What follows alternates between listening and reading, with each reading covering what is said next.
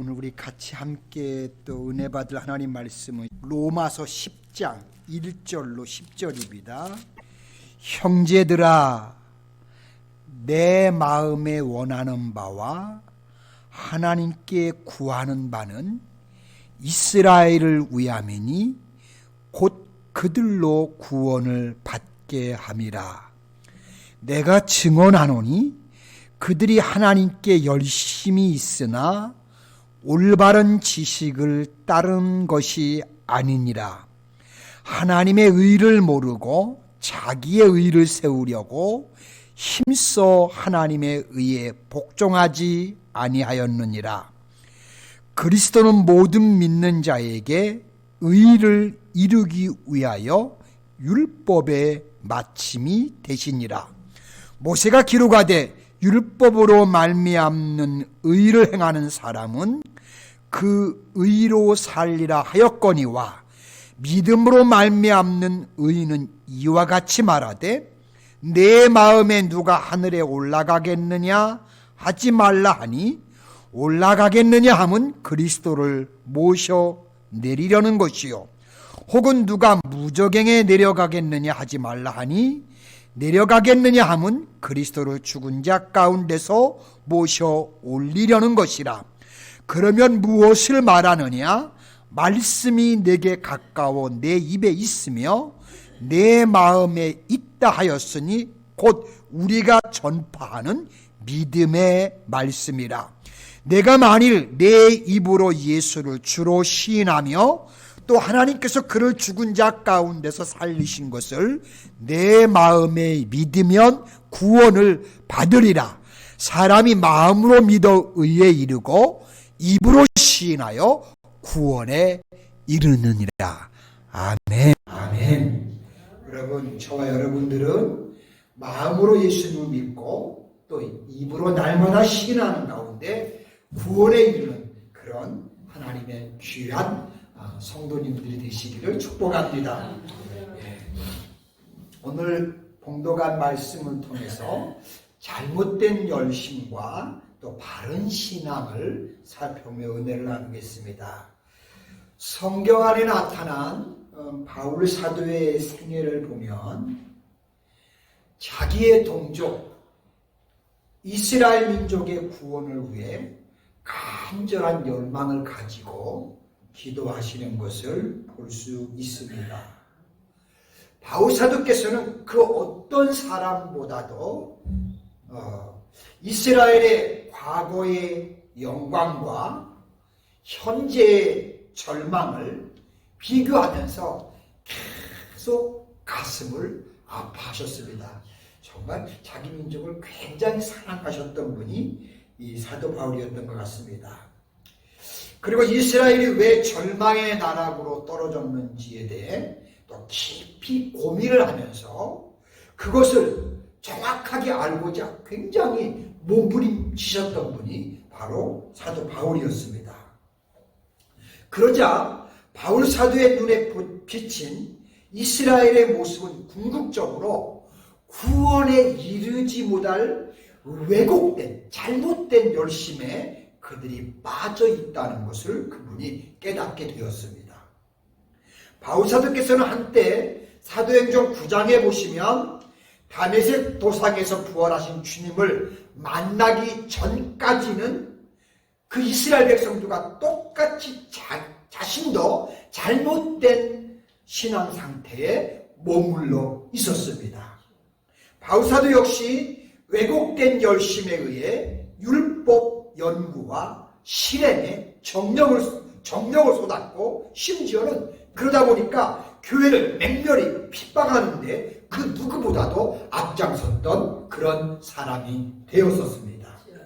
그러나 주님의 강한 손이 그런 바울 사도를 붙잡아 주셨고 그의 눈에 가려졌던 무지의 비늘을 벗겨주심으로써 바울 사도의 신앙감과 그분의 가치관이 완전히 뒤바뀌게 되었습니다. 그런 것 같아요. 우리의 변화는 내가 변하려고 해서 변해지는 건 아니고 하나님께서 우리의 심령을 바꿔주실 때 우리가 변화되는 줄로 믿습니다. 날마다 성령께서 우리의 마음을 가로엎어 주셔서 늘 그리스도의 사람으로 바꿔주시는 그런 역사가 우리 삶 가운데 계속되어지기를 소망합니다. 그러자 바울사도께서는 더 이상 이제 자기 의지만의 교만한 신앙에 머물 수 없었습니다. 그분은 깊은 죄의식 가운데서 이제 오직 은혜, 오직 믿음을 통해 얻는 구원의 진리를 붙잡았습니다. 갈라디아 2장 20절에 보시면 내가 그리스도와 함께 십자가에 못 박혔나니 그런즉 이제는 내가 사는 것이 아니요 오직 내 안에 그리스도께서 사신 것이라. 이제 내가 육체 가운데 사는 것은 나를 사랑하사 나를 위하여 자기 자신을 버리신 하나님의 아들을 믿는 믿음 안에서 사는 것이다 라고 이렇게 신앙을 고백하는 것을 보실 수가 있습니다. 자, 이와 같은 인생의 큰 변화를 경험했던 바울사도께서는 참 구원에 이르는 하나님의 의존적 신앙을 거부하고 아직도 자기의 의, 자기의 노력을 세우려고 하고 있는 자기 동족들을 향해서 정말 애끓는 심정을 가지고 권면하면서 주님의 복음을 전하십니다. 그렇다면 그분께서 증거하신 복음의 내용은 과연 무엇일까요? 첫째는 이스라엘 백성의 잘못을 먼저는 알려주십니다. 자, 1절로 4절에 보시면 형제들아 내 마음에 원하는 바와 하나님께 구하는 바는 이스라엘을 위함이니 곧 그들로 구원을 받게 함이라. 내가 증언하노니 그들이 하나님께 열심은 있으나 올바른 지식을 따르는 것이 아니니라. 하나님의 의를 모르고 자기의 의를 세우려고 힘써 하나님의 의에 복종하지 아니하였느니라. 그리스도는 모든 믿는 자에게 의를 이루기 위하여 율법의 마침이 되시느니라 라고 이렇게 선포하고 말씀하신 것을 봅니다. 자, 바울사도께서는 먼저 자기의 동족 이스라엘의 영적인 무지에 대해서 아주 통탄해하면서 그들의 잘못을 정확하게 지적해 주고 있습니다.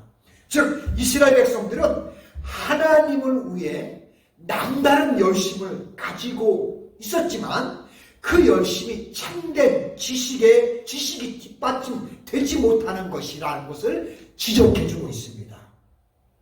실제로 이스라엘 백성들은 율법과 각종 의식을 지키기 위해서 굉장히 부단히 노력을 많이 했습니다. 또한 여호와 하나님 앞에서 성결한 삶을 유지하기 위해 목숨을 내놓을 정도로 그 정도로 그들은 열심을 다했습니다. 자, 그 사람들의 이와 같은 열심은 그것이 곧 하나님을 위한 것이라고 여겼고 하나님을 기쁘시게 해드리는 것이라고 굳게 믿었기 때문에 그런 열정으로 섬겼던 겁니다. 하지만 그것은 하나님의 시각으로 볼 때는 무의미한 열심이었습니다. 왜냐하면 그것은 참 지식에 근거하지 않은 그들의 열정이었기 때문이었습니다. 물론 여기서 참 지식이라는 것은 단순하게 알미나 학식을 의미하는 것은 아닙니다. 여기서 말하는 지식이란 하나님과 연관된 거룩하고 온전한 생명적인 지식을 말하는 겁니다. 에베소 4장 13절에 보시면 우리가 다 하나님의 아들을 믿는 것과 아는 일에 하나가 되어, 즉 우리의 믿는 것과 하나님을 아는 것, 이게 하나가 될 때 그래야 비로소 온전한 사람을 이루고 그리스도의 장성한 불량한 충만한 데까지 이른다라고 바울사도께서 그렇게 우리에게 말씀해주고 가르쳐주고 있는 것을 우리가 볼 수 있습니다. 골로새서 3장 10절에서는 새 사람을 입었으니 이는 자기를 창조하신 이의 형상을 따라 지식까지 새롭게 하심을 입은 자니라 라고 했습니다. 이와 같은 것이 바로 참 생명의 지식이라고 바울사도는 우리에게 가르쳐주고 있습니다. 자, 그러므로 이와 같은 것은 하나님으로부터 비롯되며 오직 거듭난 영혼, 중생한 사람들이 그리고 하나님 앞에 온전히 순종하고 복종하는 사람들이 소유할 수 있는 믿음이라는 것입니다. 사랑은 이 지식을 통해서 비로소 구원으로 인도하시는 하나님의 의, 곧 믿음으로 얻는 의에 도달을 할 수가 있는 것입니다. 특별히 여기서 하나님의 의란 하나님께서 사람을 의로 여기시는 근거 또는 의로 여기시는 방법을 가리키는 것으로서 다름이 아닌 바로 예수 그리스도를 가리키는 겁니다. 우리가 의롭게 되는 것, 우리가 하나님께 도달하는 것, 그 길은 오직 누구다? 예수 그리스도, 그분이라는 겁니다. 그렇습니다. 여러분, 우리가 온전히 하나님 앞에 설 수 있는 것은 예수 그리스도입니다. 아멘. 네. 실제로 예수님께서는 하나님께서 제시하시는 율법의 모든 요구를 충족시킨 율법의 완성자시며 또한 율법의 마지막 분이십니다. 그래서 오늘 4절 본문에 보시면 그리스도는 모든 믿는 자에게 의를 이루기 위하여 율법의 마침이 되셨느니라 라고 그렇게 말씀합니다. 자, 예수님께서는 우리 사람들을 대신하여 율법의 의를 모두 만족시키셨고요. 율법의 저주인 죽음까지도 우리를 대신 감당하심으로 우리들이 대신 감당해 주심으로 그분이 율법의 마지막이 되어 주신 것입니다. 이와 같이 율법이 완성되는 시점에서 예수님은 곧 시작이 되는 것입니다. 그러므로 율법은 예수 그리스도께서 오시기 전까지 하나의 믿음의 안내자의 역할을 해주는 것뿐이시지 구원에 어떤 힘을 지는 것은 아닙니다. 오직 구원은 예수 그리스도 그분으로 인해서 우리가 얻는 것입니다. 예수님이 오신 이후에 이 율법의 역할은 그리스도께로 우리가 온전히 나가도록 해주는 역할이 바로 율법의 역할이었다는 것입니다. 자, 둘째로 하나님께서 값없이 주시는 은혜로 우리는 구원을 얻습니다. 자, 바울사도께서는 참 구원의 도리를 좀 더 명확하게 깨우쳐 주시면서 율법으로 말미암는 의와 믿음으로 말미암는 의를 두 가지를 대조시키면서 이제 설명을 해 주십니다. 5절로 8절에 보시면 그러면 무엇을 말하느냐? 말씀이 내게 가까워 내 입에 있으며 내 마음에 있다 하였으니 곧 우리가 전파하는 믿음의 말씀이라. 내가 만일 내 입으로 예수를 주로 시인하며 또 하나님께서 그를 죽은 자 가운데서 살리신 것을 내 마음에 믿으면 구원을 받으리라. 사람이 마음으로 믿어 의에 이르고 입으로 시인하여 구원에 이르느니라. 아멘. 여러분, 우리가 어떻게 구원받고 어떻게 구원에 이르는지 잘 기억하시기 바랍니다. 어떻게 해요? 마음으로 믿고 입으로 시인하는 겁니다. 아멘. 항상 우리가 일상생활을 하면서도 신앙생활을 하면서도 이것을 잊지 마셔야 합니다. 마음으로 주님이 나와 함께 하심을 믿고 주님 나와 함께 하시죠. 오늘도 동행해 주시고 같이 해 주시고 내 삶을 책임져 주시고 보호해 주십시오. 늘 시인하는 겁니다. 여러분, 이게 참 믿음이고 이게 구원의 신앙입니다. 아멘. 네, 바울사도께서는 먼저 레위기 18장 5절을 인용해서 율법을 행하는 사람들은 그 의로 살리라 그렇게 가르쳤습니다. 이것은 행함 곧 순종이 율법의 속성을 나타내고 그것으로 인해서 우리가 산다는 겁니다. 그렇다고 해서 율법을 행하여 완전히 구원에 이른다, 물론 그런 뜻은 절대 아닙니다. 왜냐하면 율법의 행위로서는 이 세상에 그 어떤 누구도 우리의 육체가 구원을 얻을 수 없기 때문입니다. 구원은 믿음으로 얻는 겁니다. 예수님이 나의 구주라고 믿음으로 구원 얻는 겁니다. 아멘? 예. 갈라디아 2장 26절에 보시면 사람이 의롭게 되는 것은 율법의 행위로 말미암음이 아니요 오직 예수 그리스도를 믿음으로 말미암는 줄 알므로 우리도 그리스도 예수를 믿나니 이는 우리가 율법의 행위로서가 아니고 그리스도를 믿는 믿음으로써 의롭다함을 얻으려 함이라. 아멘. 그래요. 율법의 행위로서는 의롭다함을 육체가 없다고 성경은 분명하게 우리에게 이야기하십니다.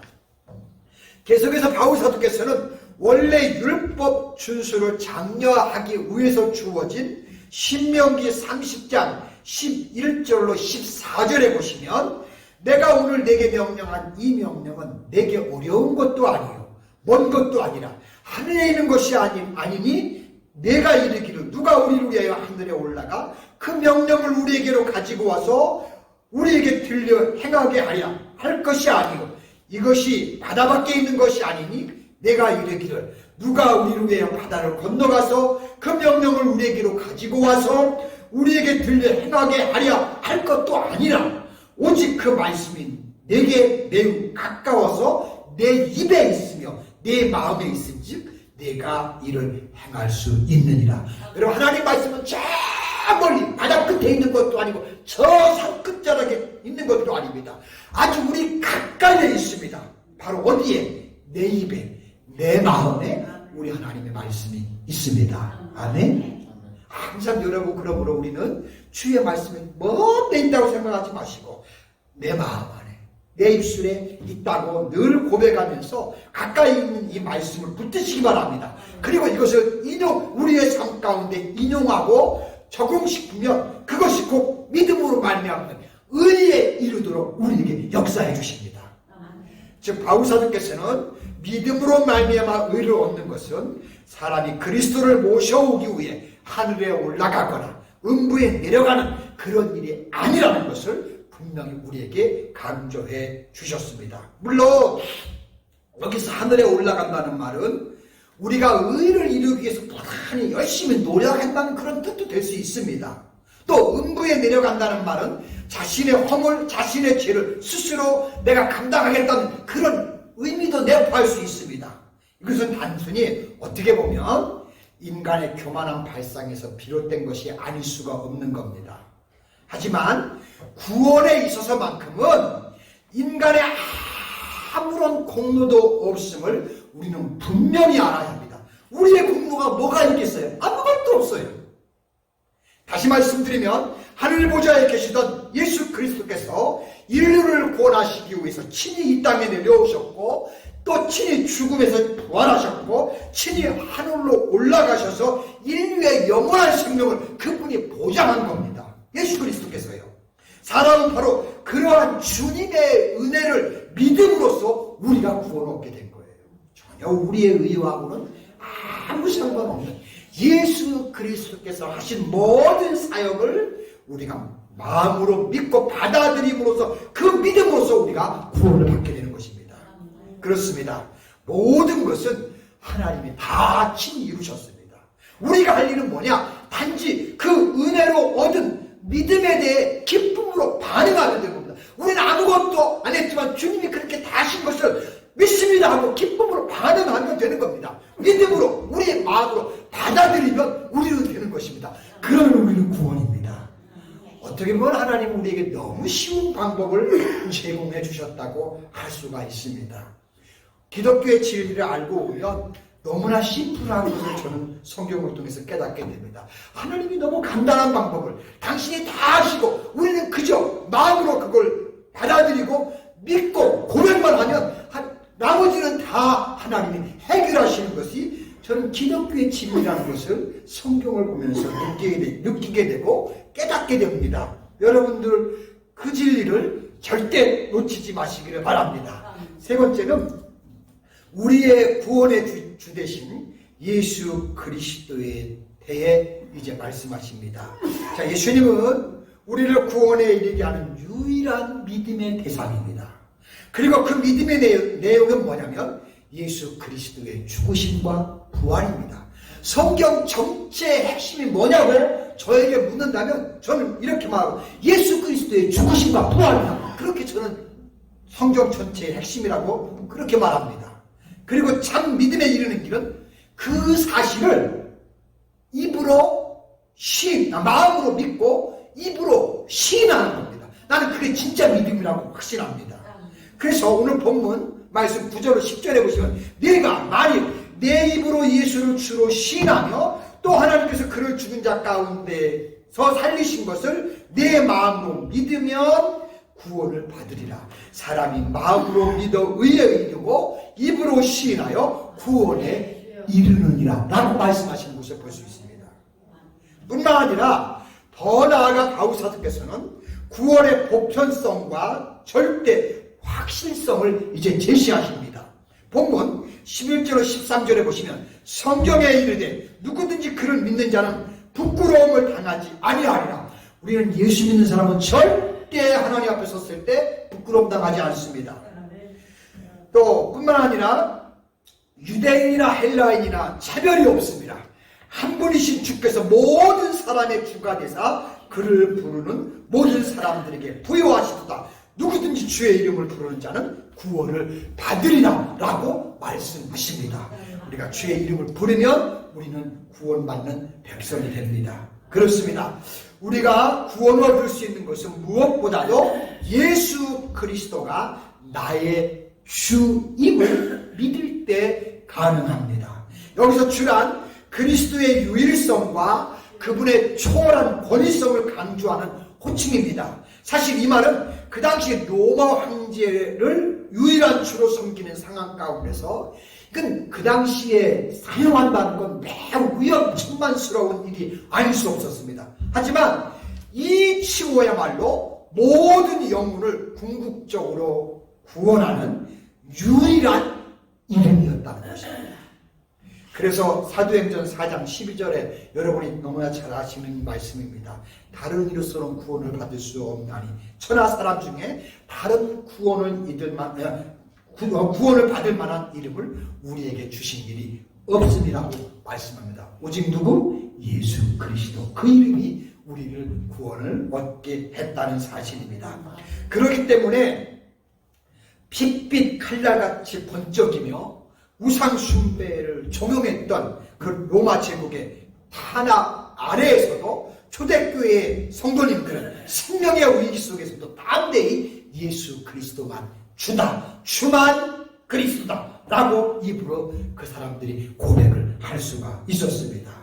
그리고 초대교회는 이 고백을 신앙의 기초로 튼튼히 삼았던 겁니다. 그래서 오늘날까지도 기독교가 이렇게 든든하게 존재했던 이유가 바로 이겁니다. 초대교회 성도님들이 이 놀라운 신앙의 고백을 우리에게 유산으로 남겨줬기 때문입니다. 자, 그렇다면 우리 사랑하는 노스캐롤라이나 한인교회 성도 여러분, 그리스도께서 왜 우리의 주가 되십니까? 그분은 바로 우리의 죄악을 속량시키기 위해서 십자가에서 우리 대신 죽어주셨고 우리의 영원한 생명을 그분이 보장해 주시기 위해서 사망의 권세를 이기고 부활을 하셨기 때문입니다. 그리고 이 모든 엄청난 일들은 하나님의 주도 아래 이루어진 것으로서 하나님께서는 만민이 이와 같은 사실을 깨닫고 바른 신앙을 고백을 할 수 있도록 그렇게 인도해 주신 겁니다. 빌립보서 2장 11절에 보시면 모든 입으로 예수 그리스도를 주라 시인하여 하나님 아버지께 영광을 돌리게 하셨느니라 라고 성경 그래서 바울사도가 그렇게 말씀하는 것을 봅니다. 그렇다면 저와 여러분들이 이러한 온전한 믿음을 가질 수 있습니까? 예, 그것은 그리스도의 주심을 내가 마음으로 믿고 입으로 시인하면 되는 것입니다. 아멘? 예, 많은 분들이 이 부분에 와서 망설이는 걸 봅니다. 잘 이렇게 하다가도 막상 여쭤보면 제가 조금 전에 말씀드린 이 부분을 잘 인정을 못해요. 마음으로 믿고 입으로 시인하면 그것이 분명한데 그 자체 거기에 와서 망설이는 경우가 상당히 많은 것을 제가 느끼고 체험하게 됩니다. 특별히 새신자들을 이제 오셔서 교육을 하며 이렇게 해야 우리가 그렇게 믿고 받아들일 때 구원이라고 할 때 이 부분에 와서 제일 어려워하는 부분이 저는 새신자 교육을 통해 이 부분을 느낍니다. 마음으로 믿고 시인하는 그 자리 그 순간 쓰는 게 굉장히 어려운 것 같아요. 그런데 이렇게 우리가 고백하고 시인할 수 있다는 것 하나님이 우리에게 주신 축복이라고 저는 그렇게 믿습니다. 여러분 끊임없이 우리 자신의 믿음을 외적으로 또한 공개적으로 우리는 고백할 수 있기를 소망합니다. 이것은 그 마음속에 완전히 믿음이 자리 잡은 표시라고 할 수가 있기 때문입니다. 입으로 시인하는 것과 마음으로 믿는 것은 사실 불가분의 관계로서 믿는 사람의 외적, 내적 반응이라고 저는 그렇게 확신합니다. 다시 말씀드리면 외적인 고백은 내적인 확신이 뒷받침될 때 가능하고요. 또 내적인 확신은 외적인 고백이 이루어짐으로써 완벽하게 저는 이루어질 수 있다고 믿습니다. 이것이 저와 여러분들이 가지고 있는 신앙 고백이기를 주님의 이름으로 축복합니다. 기도합니다. 은혜로우시고 자비로우신 우리 하나님 아버지 고맙고 감사합니다.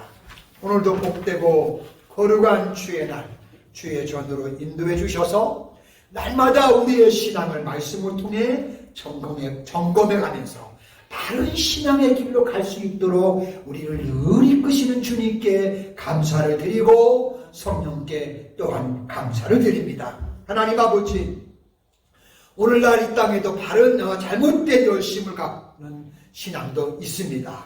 아버지, 그러나 우리들에게 준 그리스도시요 살아계신 하나님의 아들이라고 바르게 신앙을 고백할 수 있는 이 믿음을 주신 하나님께 영광을 돌립니다. 아버지 앞에 서는 순간까지 우리의 이 신앙은 결코 흔들리지 않도록 성령께서 도와주시고 역사하여 주셔서 주님 앞에 섰을 때 잘했다 착한 종들아, 네가 끝까지 옳은 길로 믿음의 길로 달려왔구나 하면서 주님으로부터 칭찬 들으며 사랑받으며 더 주님 앞에 설 수 있는 우리 놀라운 노스캐롤라이나 온 하나님께 성도님들 되게 축복하여 주시옵소서. 감사를 드리고 예수님의 거룩하신 이름으로 기도드리옵나이다. 아멘.